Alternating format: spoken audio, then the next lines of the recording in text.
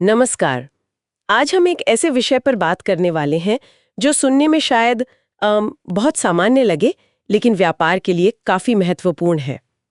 क्रय वापसी यानी कि परचेज रिटर्न्स। जी।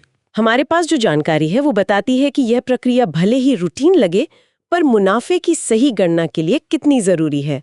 तो चलिए इसे जरा समझते हैं। बिल्कुल। और ये दिलचस्प है कि कैसी ये रोजमर्रा की लगने वाली अकाउंटिंग प्रैक्टिस किसी बिजनेस की असली वित्तीय सेहत दिखा सकती है। मतलब अक्सर बड़ी चीजों पर ध्यान जाता है, पर ये छोटी चीजें, यहीं से सटीक रिकॉर्ड रखने का महत्व शुरू होता है। हाँ, तो स्रोत ये कहते हैं कि जब ग्राहक खरीदा हुआ सामान वापस करता है, जिसे हम क्रय वापसी कहते हैं, जी। तो ये सीधे सीधे आपकी कुल खरीद यानी टोटल परचेजेस को कम कर देता है। ये तो समझ आता है। हाँ, ये तो सीधा है, पर इसका असर आगे पड़ता है। आगे कैसे? इससे आपकी बेचे गए माल की लागत, वो जो COGS होता है ना, कॉस्ट ऑफ गुड्स सोल्ड, हाँ, COGS। वो कम हो जाती है। अच्छा, तो वापसी हुई, कुल खरीद घटी और COGS भी कम हो गया। बिल्कुल। और अगर COGS कम हुआ तो इसका सीधा असर आपके लाभ की गणना मतलब प्रॉफिट कैलकुलेशन पर पड़ता है। कैसे मतलब? अगर लागत कम है तो मुनाफा। तो गणना किया गया मुनाफा ज्यादा सटीक होगा, है ना।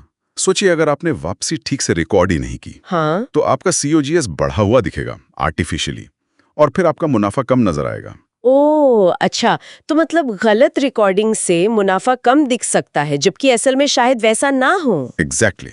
स्रोत इसी बात पर जोर देते हैं कि वापसी का सही रिकॉर्ड रखने कितना जरूरी है। ये सिर्फ क्या कहते हैं, मुनाफे के आंकड़े सही रखने के लिए नहीं, ये आपकी इन्वेंट्री की मूल्यांकन को भी प्रभावित करता है। गलत COGS मतलब आपकी बैलेंस शीट पर इन्वेंट्री की वैल्यू भी शायद सही ना हो। तो ये तो काफी गंभीर बात है। मतलब एक छोटी सी दिखने वाली चूक, जैसे क्रय वापसी ठीक से ना लिखना, हाँ, बल्कि शायद आगे चलकर गलत फैसलों की वजह भी बन सकती है। बिल्कुल बन सकती है। जैसे हो सकता है कोई सोचे कि अरे ये प्रोडक्ट लाइन तो फायदेमंद ही नहीं है, जबकि असल में गड़बड़ी सिर्फ अकाउंटिंग में हो। हाँ, निश्चित रूप से। जरा सोचिए एक छोटे दुकानदार के बारे में।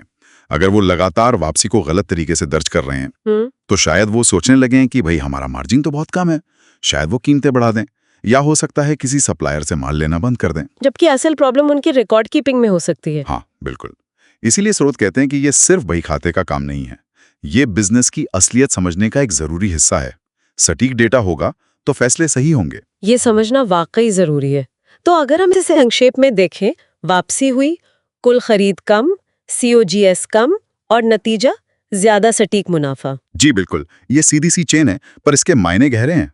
ये सिर्फ नंबर गेम नहीं है, ये तो बिजनेस की नब्ज पकड़ने जैसा है। हाँ, और यहाँ एक और सोचने वाली बात आती है जिसका जिक्र स्रोतों में भी है। अच्छा, क्या कि अगर किसी बिजनेस में ये परचेज रिटर्न की रिकॉर्डिंग बार बार गलत हो रही है लगातार, तो क्या ये सिर्फ एक अकाउंटिंग की गलती है, या फिर ये किसी गहरी समस्या का संकेत हो सकता है।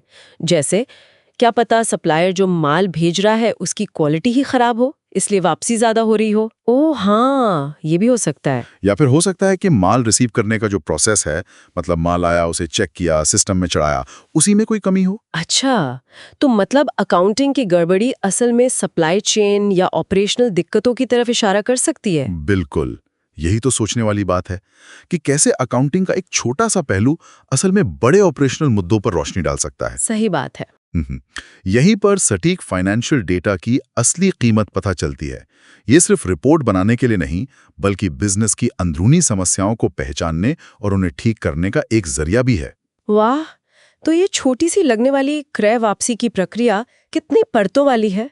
ये सिर्फ अकाउंटिंग नहीं, ये तो ऑपरेशनल हेल्थ का भी इंडिकेटर हो सकती है। हाँ बिल्कुल, ये सोचने पर मजबूर करता है कि और कौन सी ऐसी छोटी चीजें हैं जिन पर ध्यान देना जरूरी है।